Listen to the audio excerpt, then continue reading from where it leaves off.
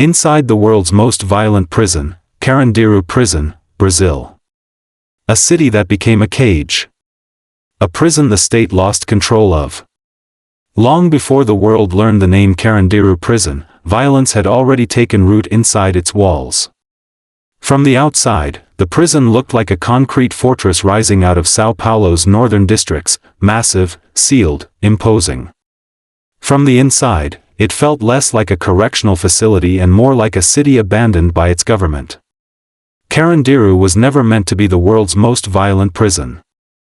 It became that because control disappeared, and when control vanishes inside a prison, something else fills the gap. Built for order, overwhelmed by reality. Carandiru Prison opened in the early 1920s as a modern solution to incarceration in Brazil. At the time, it was considered advanced, organized cell blocks, medical facilities, and administrative oversight designed to manage thousands of inmates. But São Paulo grew faster than the prison system. Crime rates climbed. Arrests surged. Sentences lengthened. And Carandiru filled beyond its limits. Cells designed for a handful of men held dozens.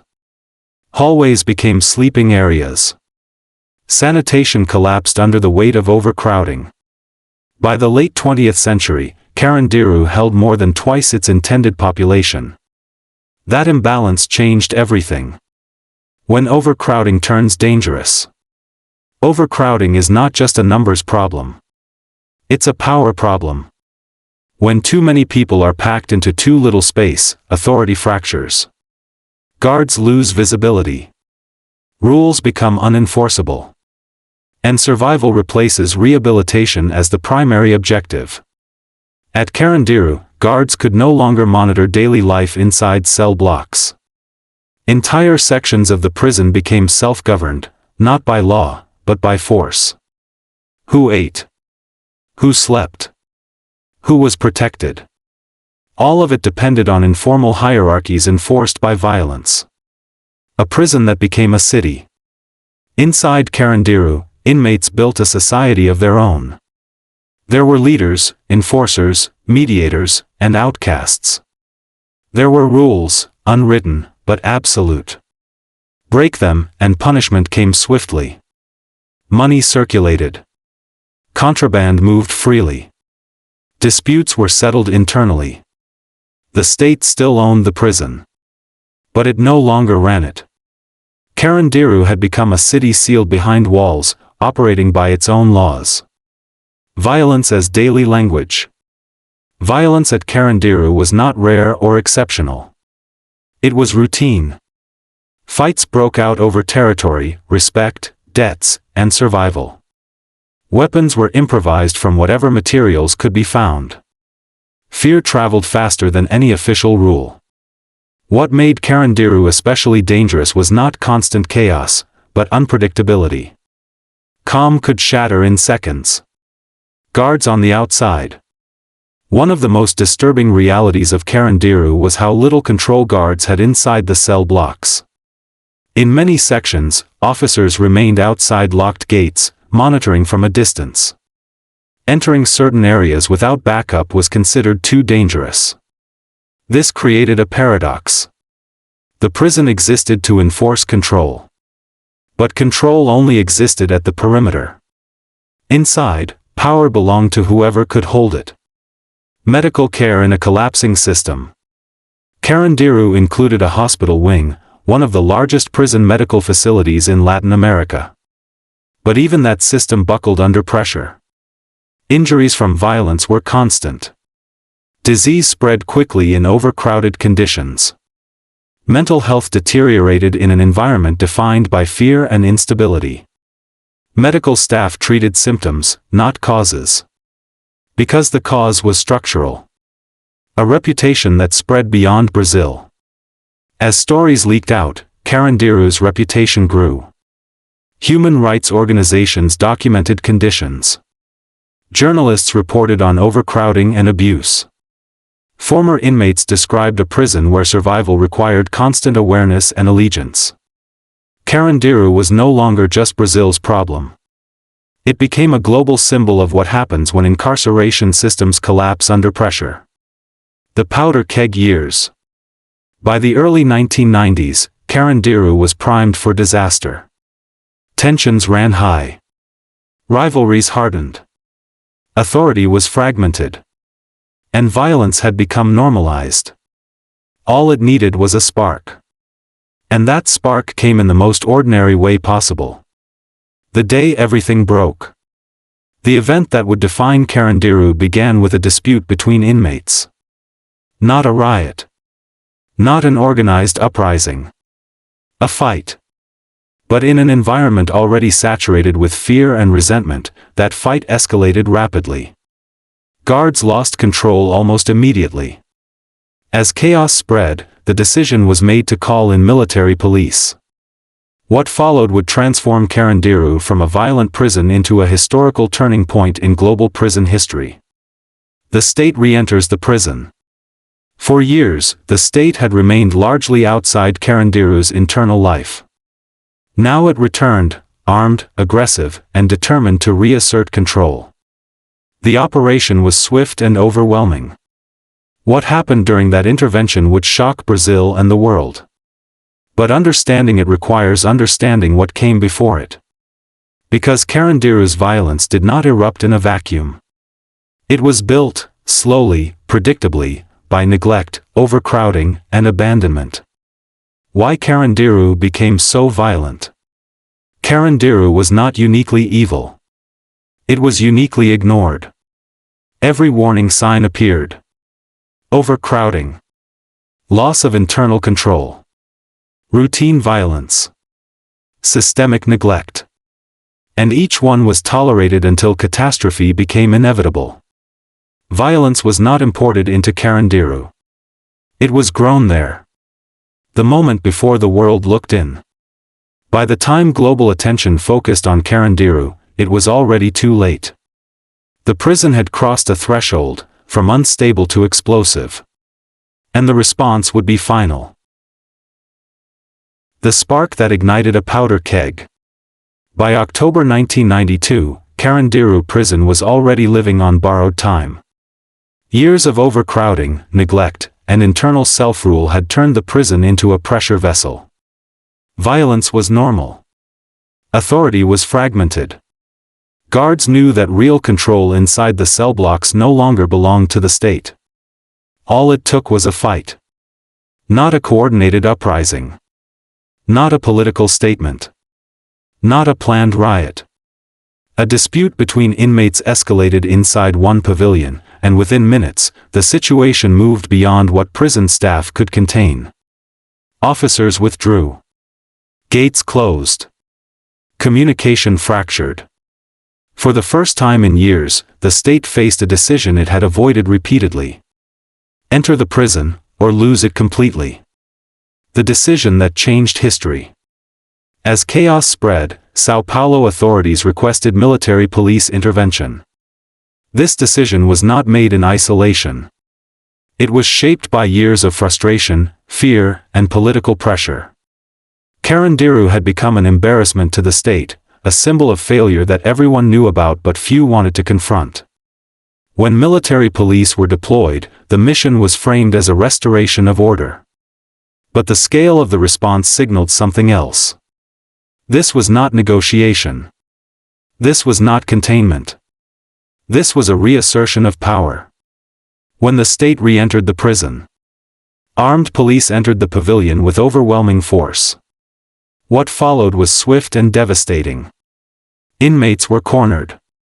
Resistance collapsed almost immediately. The imbalance of power was absolute. Within hours, the intervention was over. When it ended, the number of dead shocked Brazil, and the world. More than 100 inmates were killed. Most were unarmed. The moment Carandiru became global. News of the deaths spread rapidly. Images, testimonies, and reports exposed the scale of the violence. What had once been described as a chaotic prison problem was now unmistakably a human rights catastrophe. International organizations condemned the operation. Journalists questioned how such force could be justified inside a correctional facility. Carandiru was no longer just violent. It had become a symbol. Competing narratives. Almost immediately, two narratives emerged. The official narrative described a necessary intervention against a dangerous riot. Authorities argued that officers faced life-threatening conditions and acted to protect themselves. The opposing narrative told a different story.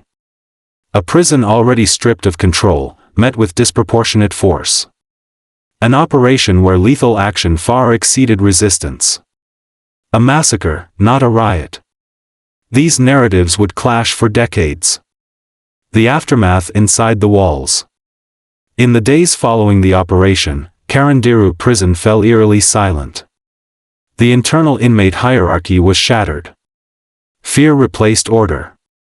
Survivors were transferred, isolated, or left to process the trauma in a system unequipped to address it. For the first time in years, the state had absolute control inside the prison. But it came at an irreversible cost. The legal reckoning. In the years that followed, investigations were launched. Court cases crawled forward. Responsibility was debated, delayed, and diluted. Some officers were charged. Some convictions were secured. Many were later overturned or reduced. Justice moved slowly, and incompletely. For families of the dead, closure never truly arrived. Why accountability failed? Carandiru exposed a systemic problem. When institutions fail over time, responsibility becomes fragmented. Overcrowding was blamed on courts. Neglect was blamed on budgets. Violence was blamed on inmates. The massacre was blamed on chaos. No single decision-maker carried the full weight. And so accountability dissolved. The prison that could not be repaired. After the massacre, Carandiru Prison was beyond reform. Its reputation was destroyed. Its legitimacy was gone. The state could no longer justify its continued operation under the same structure. The prison that once symbolized control now symbolized collapse.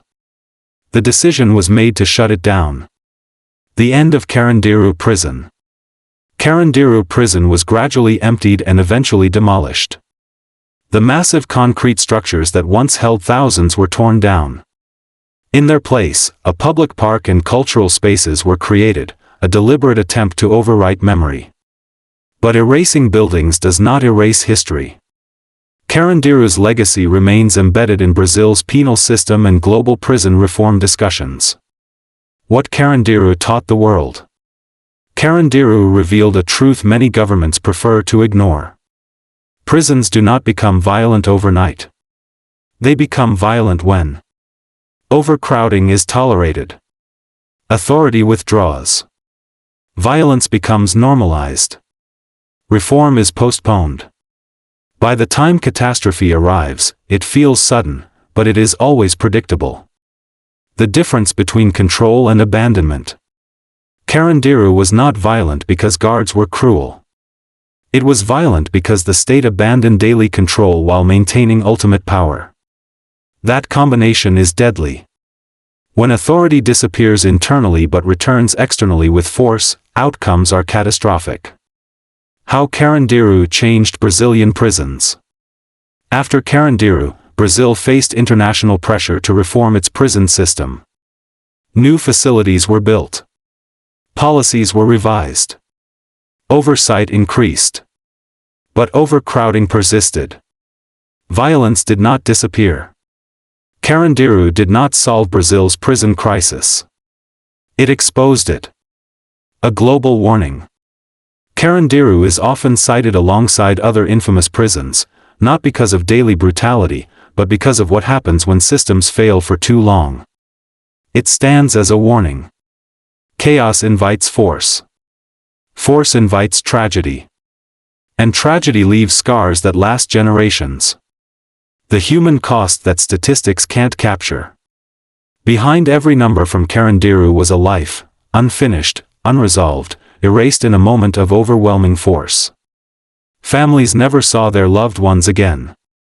Survivors carried trauma that followed them long after release. The prison collapsed physically. The damage continued psychologically. Why Carandiru still matters today.